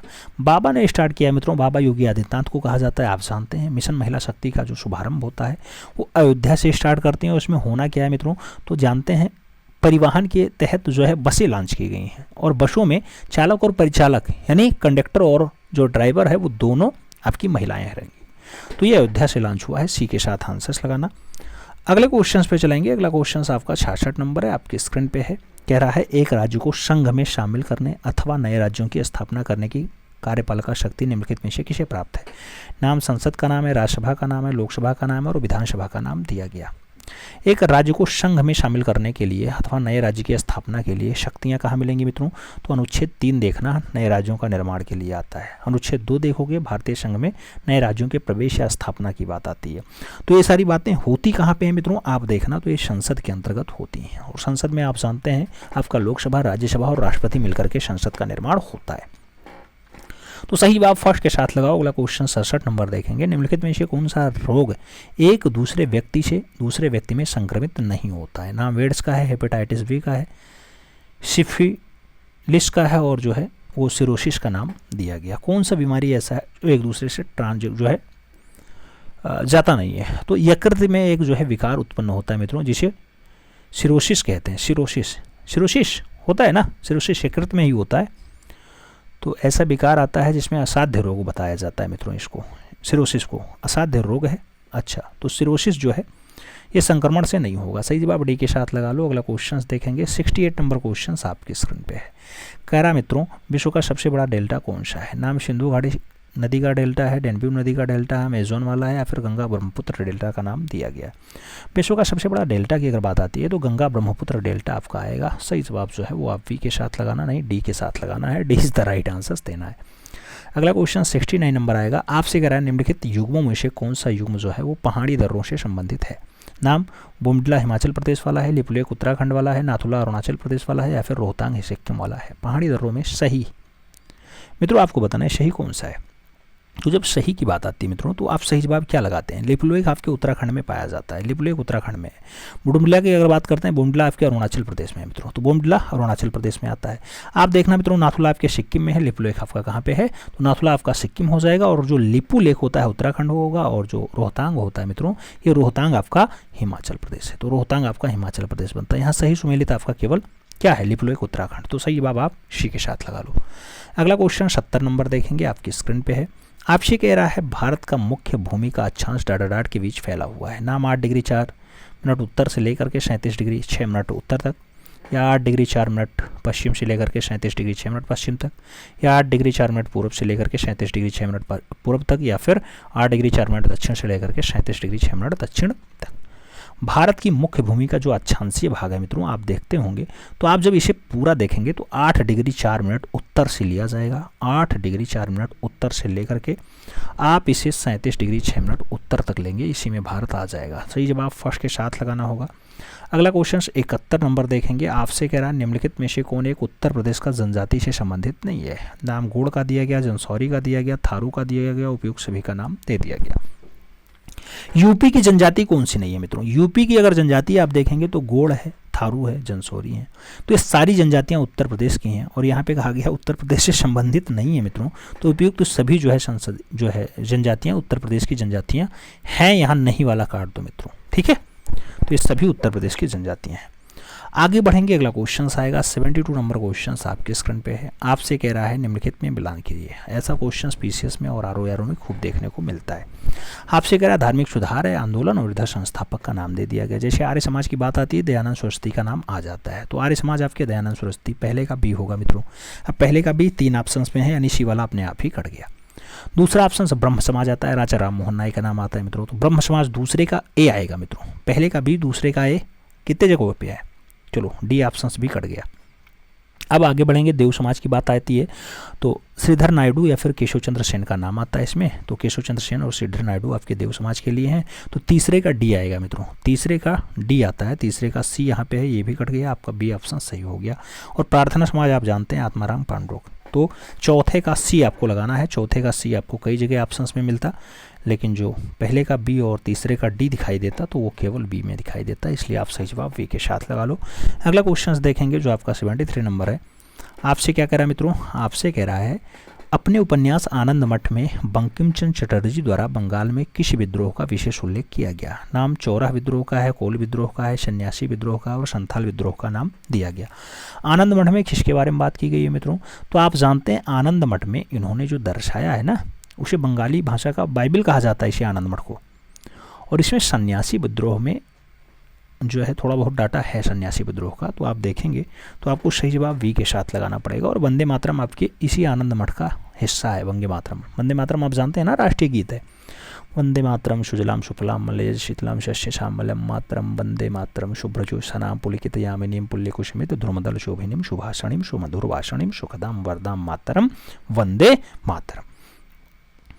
तो अगला क्वेश्चन देखते हैं 74 नंबर। निम्नलिखित में से किसके बीच सही मेल है। नाम असहयोग आंदोलन सुरेंद्रनाथ बनर्जी, स्वदेशी आंदोलन रविन्द्रनाथ टैगोर, भारतीय राष्ट्रीय सेना सुभाष चंद्र बोस और स्वराज गांधी जो है वो महात्मा गांधी का नाम दिया गया। सही सुमेल कौन सा है मित्रों, सभी ऑप्शन आप देखना तो सही सुमेलित कौन सा मिलेगा आपको एक जगह दिखाई दे रहा होगा, भारतीय राष्ट्रीय सेना और सुभाष चंद्र बोस, एकदम फिट बैठेगा मित्रों। सी इज द राइट आंसर्स लगा लेना।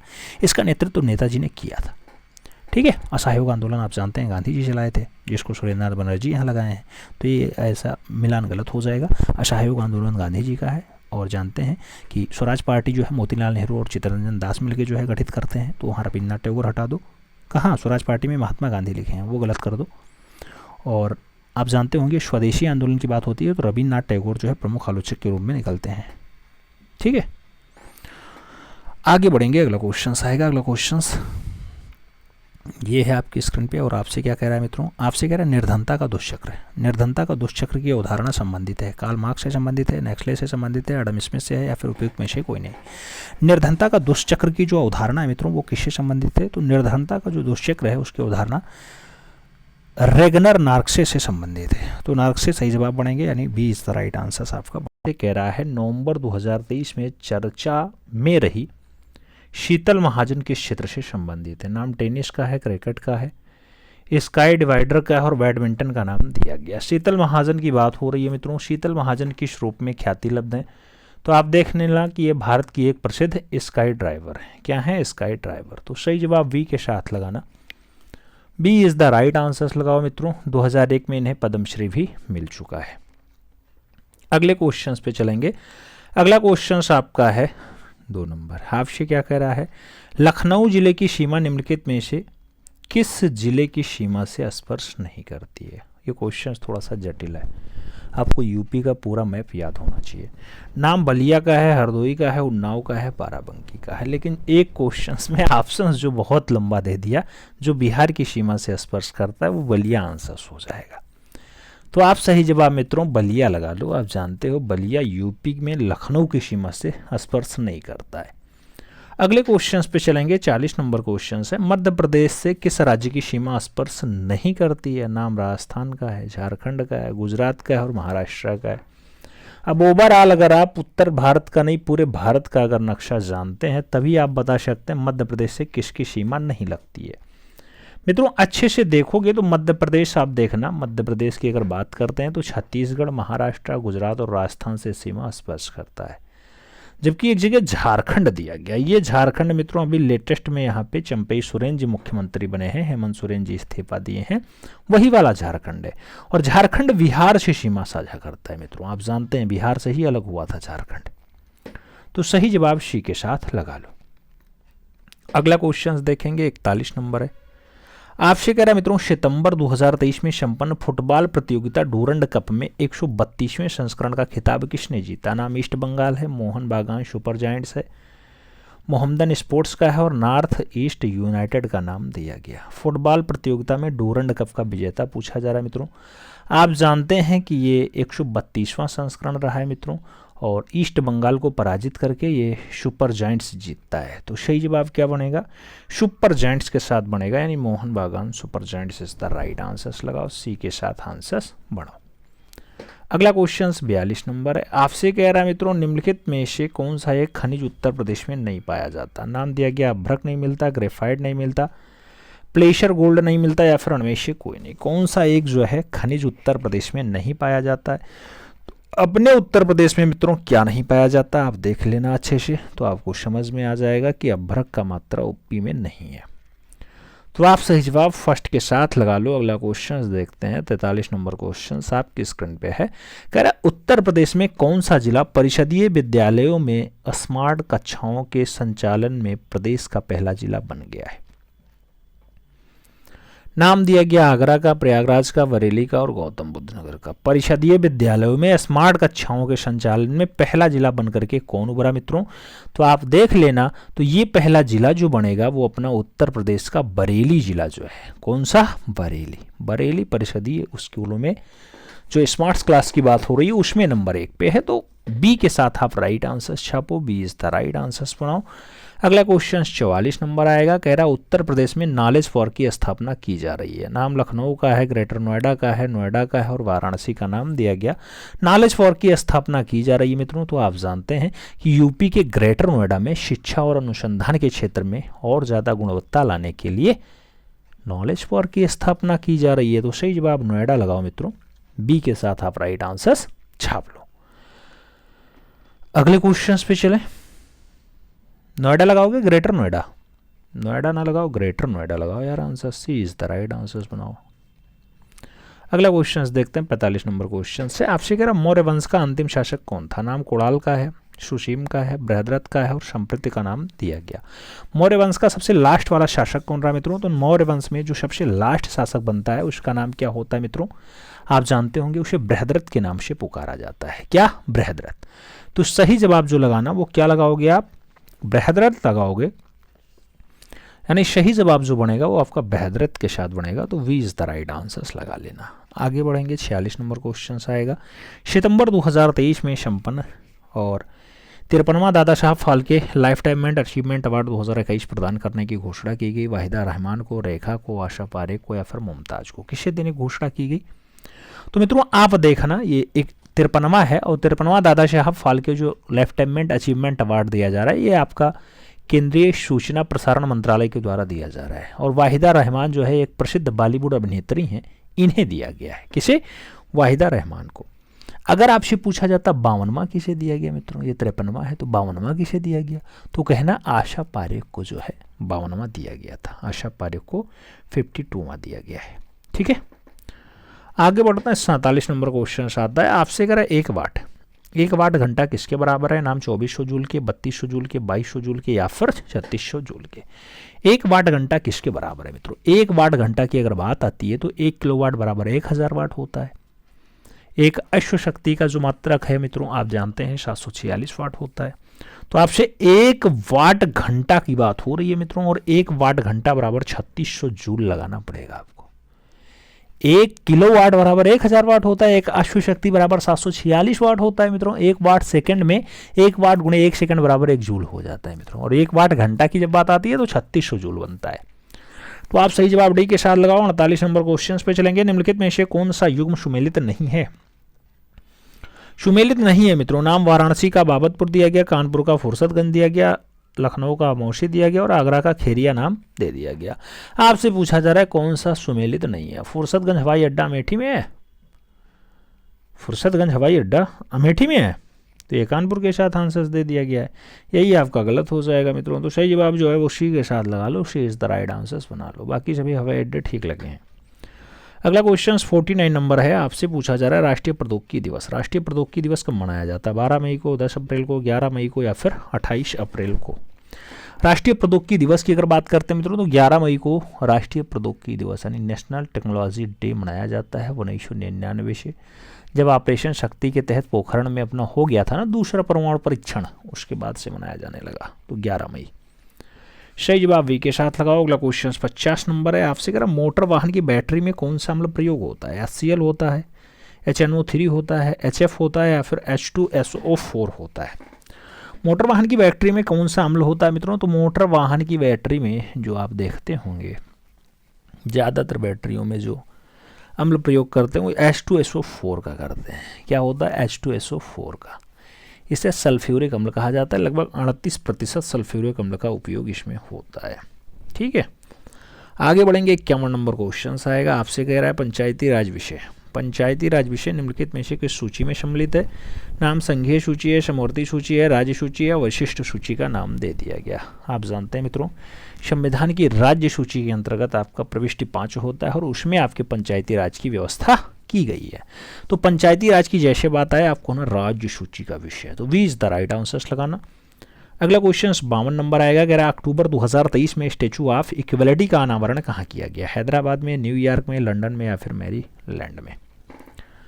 स्टैचू ऑफ इक्वलिटी की अगर बात आती है मित्रों तो स्टैचू ऑफ इक्वलिटी जो है वो कहाँ पे उसका किया गया? तो 19 फीट ऊंची प्रतिमा है मित्रों, अमेरिका के B.R. अम्बेडकर की 19 फीट ऊंची प्रतिमा है, उसका अनावरण किया गया है। स्टैचू ऑफ इक्वलिटी नाम दिया गया है। भारत से बाहर है, B.R. अम्बेडकर की सबसे ऊंची प्रतिमा बताई जाती है और मेरीलैंड में किया गया। तो आप सही जवाब अमेरिका मेरीलैंड लगाना, D is the right answers बनाना।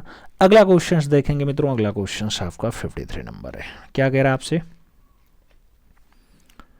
भारत में राष्ट्रीय खेल दिवस मनाया जाता है। नाम 27 मई का है, 29 अगस्त का है, 21 जून का है और 2 अक्टूबर का नाम दिया गया। भारत में राष्ट्रीय खेल दिवस कब मनाया जाता है? तो भारत में राष्ट्रीय खेल दिवस की अगर बात आती है 29 अगस्त को हॉकी के महान खिलाड़ी ध्यानचंद्र की जयंती पर मनाया जाता है। तो 29 अगस्त का नाम याद रखना।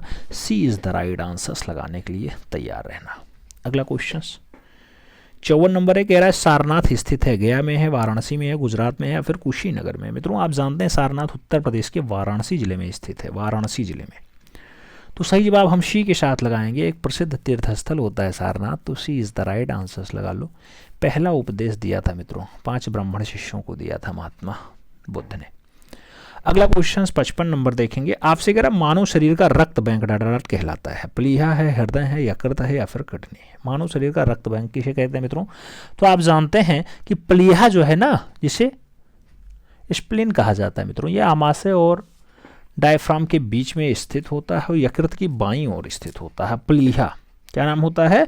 प्लीहा, तो उसी को कहते हैं। सही जवाब जो है रक्त का बैंक प्लीहा, first is the right answer छापो। अगला क्वेश्चन 56 नंबर आ रहा है आपसे, कह रहा कौन सा भोजन तुरंत शक्ति प्रदान करता है? प्रोटीन, विटामिन, मक्खन या फिर ग्लूकोज?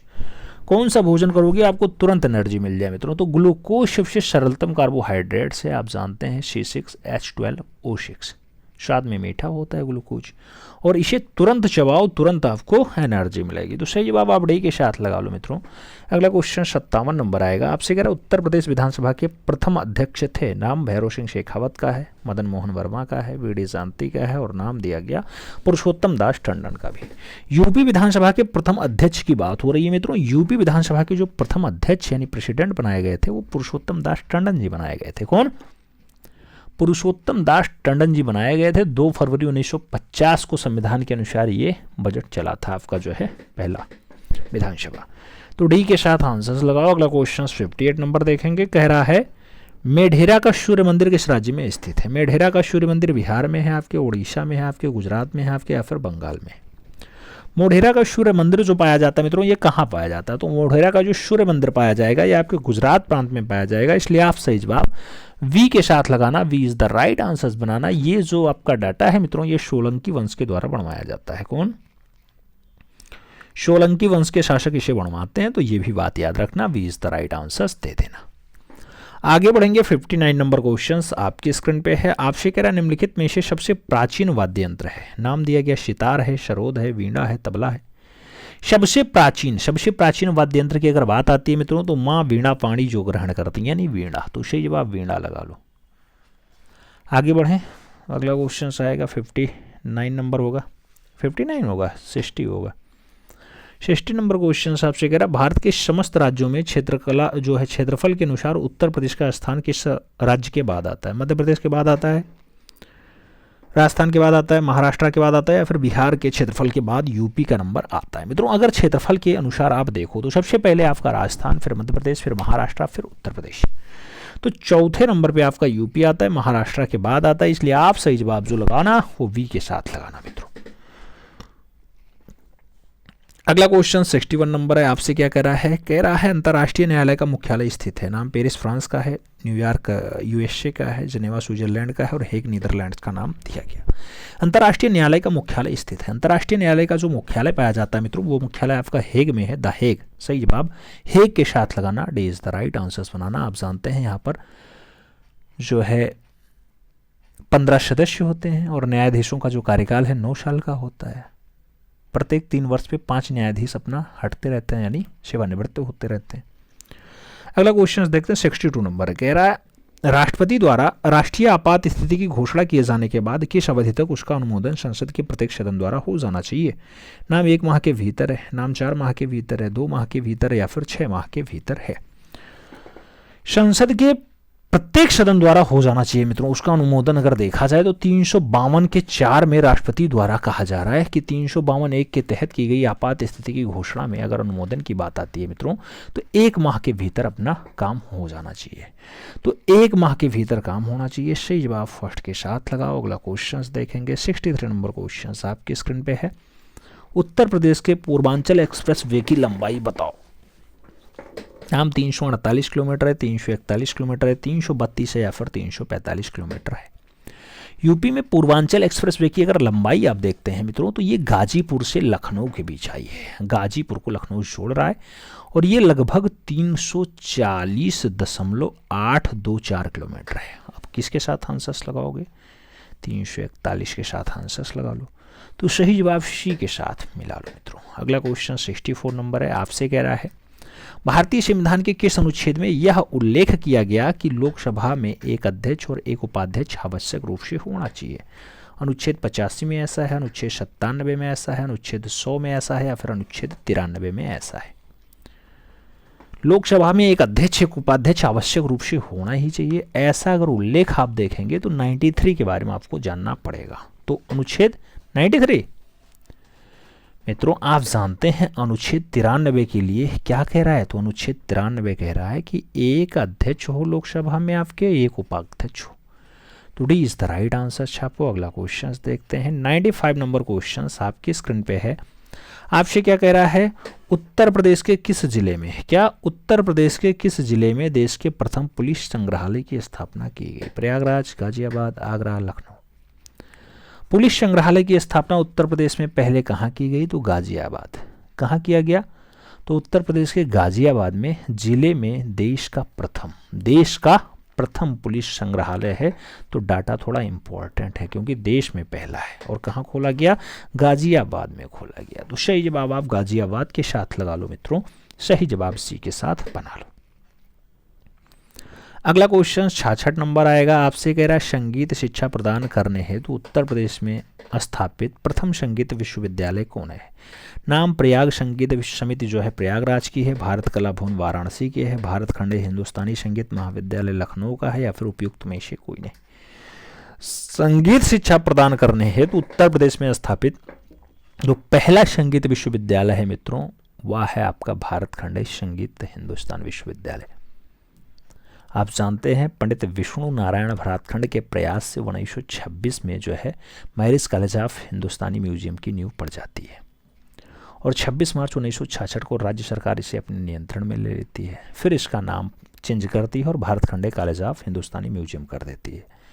2000 के आसपास जो है इसे ड्रीम विश्वविद्यालय का दर्जा मिल जाता है और फिर आगे चल करके इसका नाम हो जाता है। तो इसके पहले अध्यक्ष जो बनाए जाते हैं वो रविन्द्रनाथ टैगोर जी बनाए जाते हैं मित्रों। तो भारत खंडे संगीत हिंदुस्तानी विश्वविद्यालय के प्रथम प्रेसिडेंट कौन बने? तो आप कहना रविंद्रनाथ ठाकुर बने, रविंद्रनाथ ठाकुर बने। और पहले उपाध्यक्ष की अगर बात करते हैं तो उनके भतीजे होते हैं शिल्पाचार्य, आनंदीबेन, अरे अवनींद्रनाथ टैगोर मित्रों जो बंगाल शैली के क्या होते हैं? बंगाल शैली के प्रणेता होते हैं, उद्धारक होते हैं, वो हैं अवनींद्रनाथ ठाकुर, तो वो उसके उपाध्यक्ष बनते हैं। आगे बढ़ें, अगला क्वेश्चन आएगा 67 नंबर आपकी स्क्रीन पे है। आपसे कह रहा है वर्गीज कुरियन किससे संबंध है? नाम नील क्रांति का है, पीत क्रांति का है, श्वेत क्रांति का है और हरित क्रांति का है। वर्गीज कुरियन किससे संबंधित है? वर्गीज कुरियन की अगर बात आती है मित्रों, तो आप जानते हैं दुग्ध उत्पादन के लिए श्वेत क्रांति लेकर के आते हैं, तो आप सही जवाब यहाँ श्वेत क्रांति के साथ देना। सही जवाब वी के साथ लगाओ। अगला क्वेश्चन देखते हैं। अगला क्वेश्चन 68 नंबर होगा। आपसे कह रहा है किस रोग से रक्षा करने के लिए शिशुओं को DPT का टीका लगाया जाता है? नाम रोहिणी पोलियो और टेटनस के लिए है, रोहिणी निमोनिया और यक्ष्मा के लिए है, रोहिणी चेचक और टेटनस के लिए है, या फिर रोहिणी कुक्कुर खांसी और टेटनस के लिए है। किस रोग से रक्षा करने के लिए शिशुओं को DPT का टीका लगाया जाता है? DPT का जो टीका लगता है मित्रों, वो शिशुओं को रोहिणी, कुक्कुर खांसी और टेटनस से रक्षा करने के लिए लगाया जाता है। बैक्टीरिया जनित रोग होता है मित्रों ये। तो आप सही जवाब क्या लगाओगे? सही जवाब आप किसके साथ लगाओगे? रोहिणी, कुक्कुर और खांसी टेटनस के साथ। D is the right answers बनाओ। अगला क्वेश्चन 69 नंबर है। आपसे कह रहा है मित्रों मिलान करिए। मिलान करना है आपको। ऑप्शंस दे दिया गया है मित्रों, एक साइड बांध एक साइड नदी, एक साइड बांध एक साइड नदी, हीराकुंडा बांध जैसे आप कहोगे तो लोग कहेंगे महानदी पे है। जैसे आप पोक डैम की बात करोगे कहेंगे व्यास नदी पे है।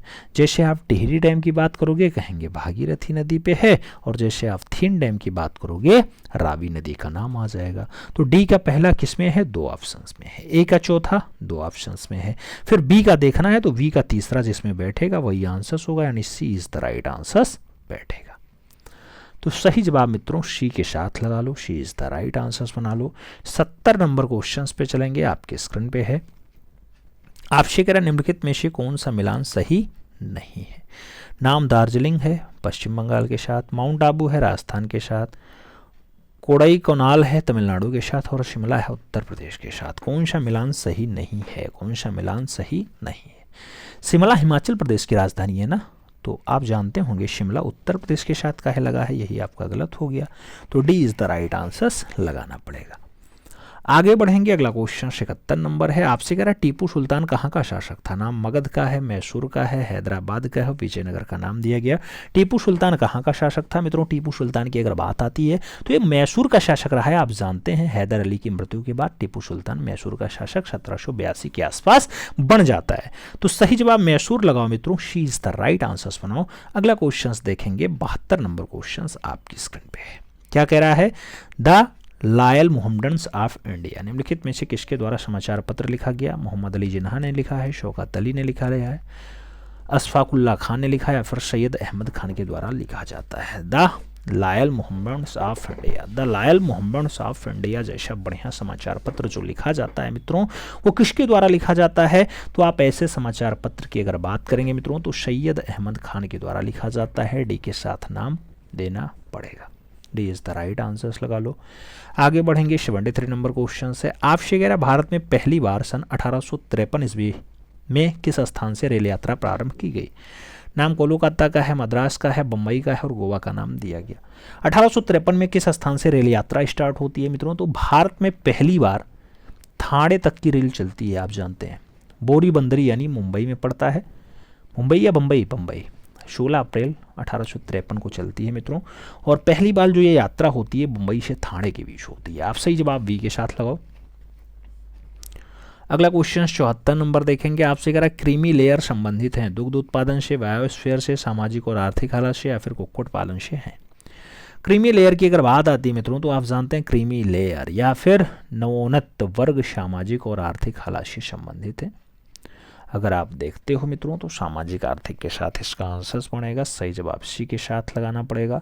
अगला क्वेश्चन 75 नंबर है जो आपकी स्क्रीन पे है। आपसे क्या कह रहा है 75 नंबर क्वेश्चन? आपसे कह रहा है विश्व बाल श्रम निषेध दिवस मनाया जाता है। विश्व बाल श्रम निषेध दिवस मनाया जाता है 12 जून को, 8 जून को, 15 जून को और 9 जून को।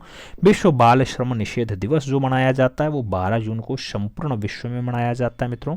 और सही जवाब जो है वो 12 जून के साथ आप दे दो। सही जवाब ए के साथ लगा लो। First is the right